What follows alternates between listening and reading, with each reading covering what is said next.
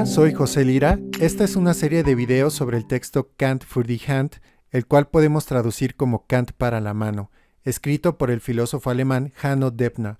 El texto nos presenta una introducción muy completa al sistema filosófico de Kant, especialmente a su obra monumental Crítica de la razón pura. Uno de los aspectos más destacables y curiosos del libro es la posibilidad de armar un cubo que busca hacer una introducción tridimensional a la crítica de la razón pura, buscando hacer comprensibles aquellas 856 páginas escritas en un lenguaje técnico, llenas de conceptos, clasificaciones, tablas y ejemplos apenas explicativos. En este sentido, al armar y desplegar las partes del cubo Kant para la mano, podemos comprender paso a paso la investigación de Kant sobre la razón, lo que busca ser ilustrativo tanto para aquellos interesados en la crítica de la razón pura como en una introducción general a la filosofía. Debna busca explicar uno de los textos filosóficos más complicados y técnicos de un modo lúdico y entretenido, buscando que este proceso sea una auténtica aventura. La primera parte del libro está dedicada a la vida y obra de Kant. Cada parte del cubo se concentra en explicar una parte de su sistema filosófico. En este caso, con las primeras piezas nos introduciremos a la vida de Kant y al origen de sus obras. Mientras armo el cubo, explicaré estos puntos con ayuda del texto de Hanno Debna, lo que resultará en una introducción a toda la obra. Ten valor para valerte de tu propia razón. Es el lema con el que Kant define la ilustración y que resulta representativo de la totalidad de su sistema filosófico. Debna nos habla primero de Kant en el ámbito privado. La imagen de Kant que solemos tener es la de un pensador un tanto rígido y formal, lo que contrasta con el carácter divertido y apasionado en su vida privada, sobre todo en su juventud. Kant nació el 22 de abril de 1724 en Königsberg. Fue el cuarto de 9 hijos de una familia marcadamente pietista. Su padre fue talabartero. No sin dificultades, Kant estudió filosofía, ciencias naturales y matemáticas. Tuvo sus inicios como preceptor particular en los alrededores de Königsberg, ciudad de la que sabemos nunca se alejó demasiado. Después de 8 años, regresó a la universidad, donde se convirtió pronto en catedrático. Fue designado por la Universidad de Königsberg como profesor de lógica y metafísica a la edad de 46 años. Sus clases tenían una muy buena concurrencia. Posteriormente se convertiría en el rector. Debna nos ofrece un retrato curioso e interesante de Kant, no como la persona rígida y formal de la que solemos escuchar, sino como una persona muy sociable. Por ejemplo, en sus años de juventud, Kant era excelente en el billar, al grado de que no encontraba ya oponente alguno. También jugaba cartas, se vestía a la moda y hacía reír a otros con sus anécdotas. Ocasionalmente también se sabe que festejaba tan salvajemente que encontraba con dificultad el camino a casa. Le gustaban las mujeres, no obstante, permaneció soltero toda su vida. En años posteriores llevó una vida cada vez más regulada, lo cual fue debido también a su débil salud. Su día comenzaba a las 5 a.m., bebía 1 o 2 tazas de té, fumaba una pipa de tabaco y meditaba sobre su trabajo, antes de que entre las 7 y 9 a.m. pronunciara sus lecciones. A continuación, se consagraba a sus escritos. A la hora del almuerzo casi siempre invitaba a comensales, con los que mantenía conversaciones sobre todo tipo de temas, excepto filosóficos. Siempre se ha dicho que los habitantes de Königsberg podían programar su reloj siguiendo a Kant. A las 3:30 en punto de la tarde, el filósofo debía hacer justamente su paseo cotidiano dirigiéndose arriba abajo por la avenida Linden, aún con mal tiempo.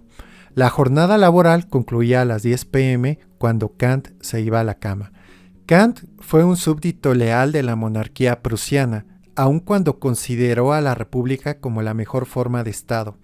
La Revolución Francesa fue celebrada por Kant con entusiasmo y la defendió contra cualquiera, como también había apoyado a la independencia americana. Los opositores políticos aumentaron sobre todo desde los círculos eclesiásticos conservadores, cuya influencia se había intensificado después de la muerte del tolerante gobernante Federico II. Ellos obtuvieron bajo su reinado una orden directa y personal contra Kant de no manifestarse nunca más sobre preguntas teológicas, la cual Kant acató hasta la muerte del rey. Kant trabajó hasta sus últimos años, en los que comenzó a sufrir demencia. Murió el 12 de febrero de 1804 a los casi 80 años.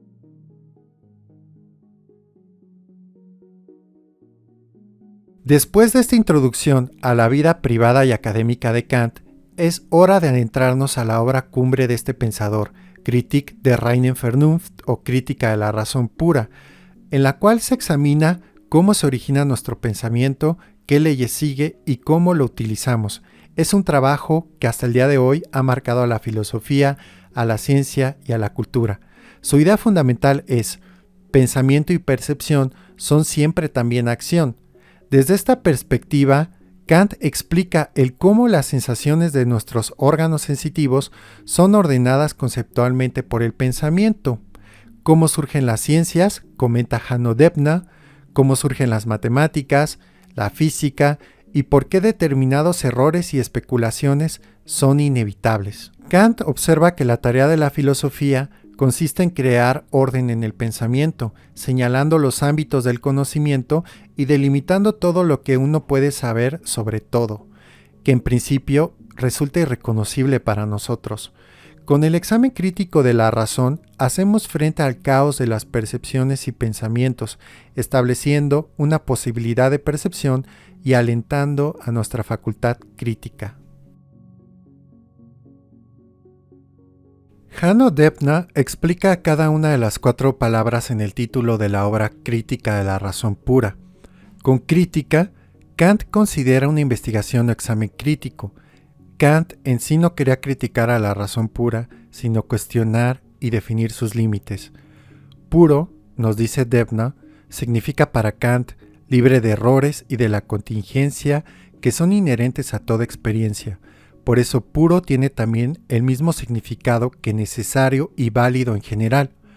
Razón se encuentra en el título por la capacidad total del conocimiento del ser humano y especialmente por su facultad para la metafísica. Finalmente, las pequeñas palabras de la proporcionan una ambigüedad. Crítica de la razón pura podría leerse así: se realizará una crítica de la razón pura, pero también que la razón pura misma está críticamente activa. La primera edición o edición A de la obra apareció en 1781. La segunda edición o la edición B, la cual fue revisada considerablemente, aparecería en el año 1787.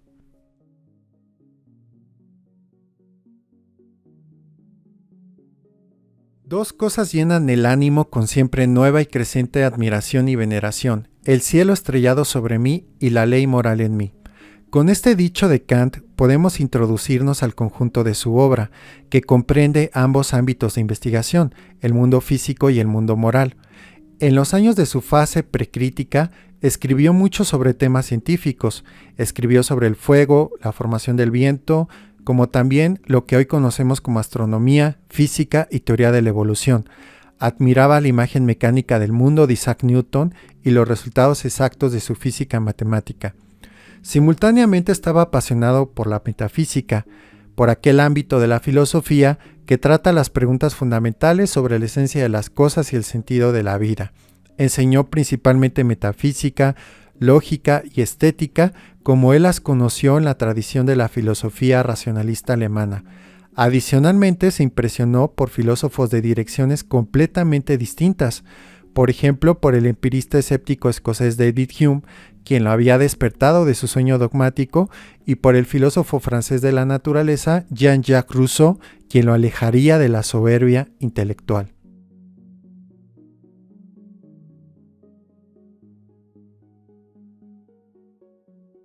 Hanno Debna nos narra otro aspecto curioso de Kant. Al escribir tan elegantemente le sería ofrecida una cátedra para poesía, la cual rechazó. En cambio, él inventó la asignatura Geografía Física y se interesó cada vez más por la antropología, también por la psicopatología, teología y por la filosofía moral, ámbitos que pertenecen al amplio espectro de temas de sus escritos. A los 55 años, Kant publicó la Crítica de la razón pura, en la que presenta un nuevo enfoque, una investigación crítica del pensamiento humano con el que la filosofía puede colocar la base de un futuro conocimiento real. Con ello, la filosofía muestra los estrechos límites del discernimiento y libera una nueva perspectiva sobre la acción y con ello sobre la moral, la sociedad, la cultura y la política. Ambos, discernimiento y acción, constituyen al hombre. Todo lo que Kant escribe más adelante se encuentra en principio ya establecido en la crítica de la razón pura. El problema de la moral, esto es, el ser humano como ser libre y actuante, se desplazó por lo tanto al centro del pensamiento de Kant y de sus ulteriores escritos. En 1788 apareció la obra Die Kritik der praktischen Vernunft o Crítica de la razón práctica, la cual contiene el célebre imperativo categórico. Este constituye la ley fundamental de la moral, según la cual debemos actuar como nosotros esperamos también de los demás. Actúa de modo que la máxima de tu voluntad pueda valer en todo momento y simultáneamente como principio de una legislación universal. Kant investigaría metódicamente una vez más el vínculo entre discernimiento y acción en su obra Kritik der Urteilskraft o Crítica del Juicio, publicada en 1790, la cual sería su última crítica.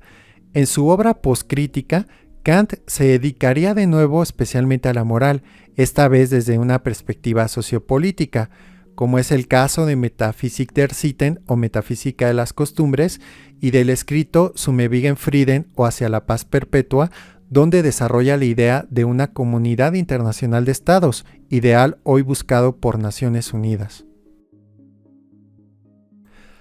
Su creciente notoriedad le produjo numerosos oponentes filosóficos, de los que se ocuparía con fuerza. Kant no temía la disputa filosófica, sino que incluso la apreciaba. Por ejemplo, en el escrito sobre el tópico Eso puede ser correcto en la teoría, pero no vale para la práctica, de 1793, invalidó las objeciones contemporáneas contra su filosofía práctica. También, fiel a sus principios, defendería en Sobre un presunto derecho a mentir por filantropía, de 1797, que mentir está en todas las circunstancias prohibido. Mientras tanto, se contuvo y superó la fase de marcadas reacciones y de incomprensión hacia la crítica de la razón pura, con lo que la filosofía de Kant logró consolidarse cada vez más. Kant moriría con la conciencia del valor perenne de su obra, sin embargo, sin haberla concluido sistemáticamente conforme a lo planeado. Con esto hemos terminado la primera parte del cubo Kant für die Hand. Aquí ya tenemos armado esa primera parte y seguiremos en los siguientes videos con las siguientes partes armables y las siguientes partes del sistema filosófico de Kant. Muchas gracias por escuchar y nos veremos en los siguientes videos.